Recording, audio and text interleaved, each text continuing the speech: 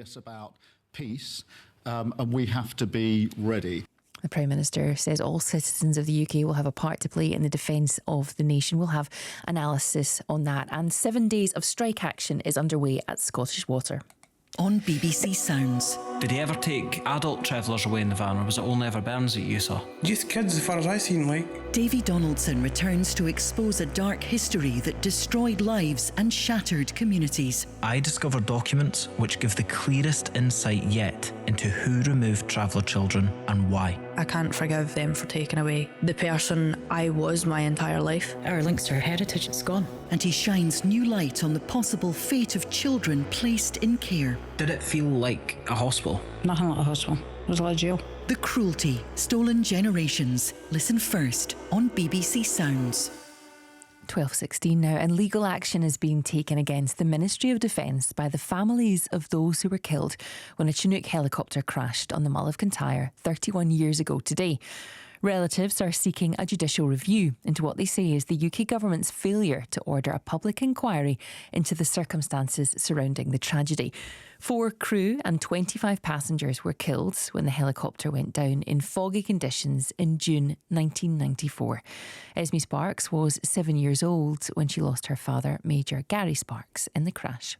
You know, bereavement is always incredibly difficult. But for myself as a family, and for the 28 other families who were involved in this crash, we don't have those answers. We don't really know the circumstances around why our loved ones died on the 2nd of June 1994, and need those answers. Well, the MOD's described what happened as a tragic accident. Mark Stevens is a human rights lawyer helping the families with the Chinook Justice Campaign. Good afternoon, Mark. Afternoon, Lucy. So what are you seeking to do here? What do you hope happens? Well, the children of Chinook, as it were, it's another generation, 31 years on, have lived without their parents and they don't know why, or at least one parent. And it's a basic human right, and it's a basic right of individuals as a matter of law to understand how and why their loved ones died. I think there's a recognition in the law that it's very difficult for folk to move on unless they understand what happened. And in this particular case, we've had injustice after injustice with obfuscation right back to 1994 when, first of all, the pilots were blamed for gross error. That was later revoked by the government, an official policy issued, official apology issued, and there's been deliberately constrained inquiries in the past. So one in Scotland could only look at publicly available information in Scotland. Similarly, the one in Northern Ireland, similarly the one in Parliament. And in this particular case, quite exceptionally, the documents have been locked away for 100 years. So not only will the spouses, but neither will the children learn unless there is a judicial inquiry so that a judge can go through responsibly and carefully the documents that are currently under seal. And just to put across the MOD's point of view, because we did reach out to them about this, and they say that first of all their thoughts and sympathies remain with the families. Yes, they always of those utter those platitudes. And they also say that they point to these other inquiries which you were talking about there, and they say we consider it highly unlikely a further inquiry would identify any new evidence. You obviously don't believe that to be true. I mean, we know that this particular Chinook was retrofitted with computer-aided systems. You might be old enough to remember fly-by-wire and the problems that Airbus had with planes crashing because of the fly-by-wire systems. When they were first introduced, they were very unstable, and we know that there were many, many bugs in the computer systems of the Chinook, this particular kind of Chinook, and it was grounded worldwide. And of course, at the time, I understand, and I think the families understand, that you wouldn't want that known to an enemy of the state.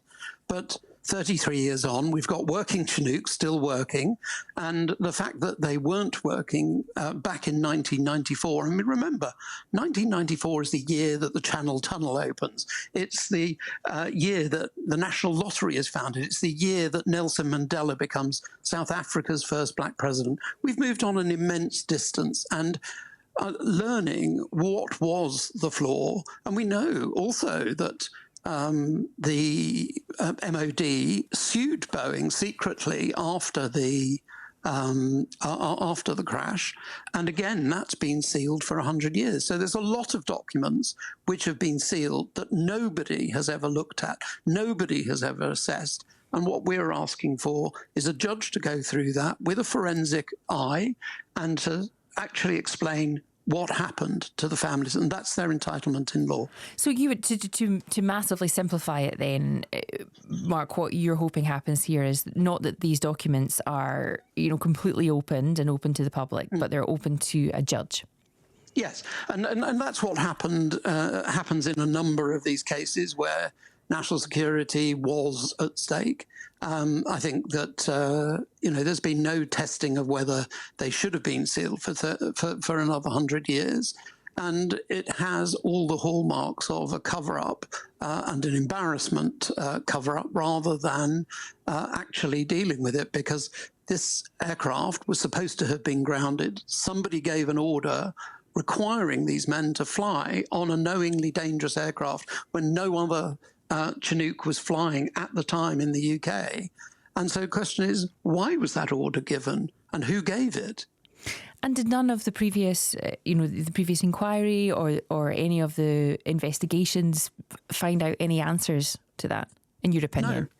No, not a single one. There was one inquiry which concluded there were lots more questions to be asked and answered, particularly about the fitness to fly of the Chinook. But because all the documents had been sealed up in Whitehall vaults, nobody had been given an opportunity to look at them. And so the only process which we have in law for a proper look at this, where, the documents from Scotland, from Northern Ireland, and from other parts of the UK could be looked at, including those which are under seal.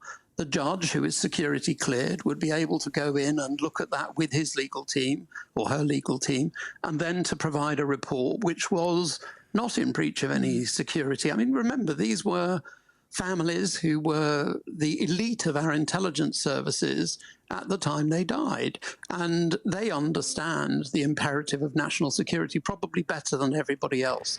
But 31 years on, time is for the truth to come out and any embarrassment to be put to one side so that these people can have their basic human needs to understand why they lost their loved ones, why they lost their parent, explain to them, and then they can hopefully move on with the rest of their lives. And given then that the MOD has said that it doesn't believe that the answers are there to be found, essentially they're saying they don't think any more could be done. Pause there a minute, Lucy. Yeah. They say there's nothing else to look at. They haven't looked at these documents either, and certainly haven't been accountable. So the fact that they're turning a Nelsonic blind eye to all these documents that are in secret, that they're shielding from public examination and indeed private examination by a judge, you have to ask yourself, why on earth would you be shielding those kinds of documents from public view 33 years on? There must be some documents that could be published, and there must be other documents which a security cleared judge could look at and draw conclusions from. OK, Mark, thank you so much for coming on to talk to us this lunchtime. That's Mark Stevens, our human rights lawyer, helping the families with the Chinook Justice campaign. It's 12 now.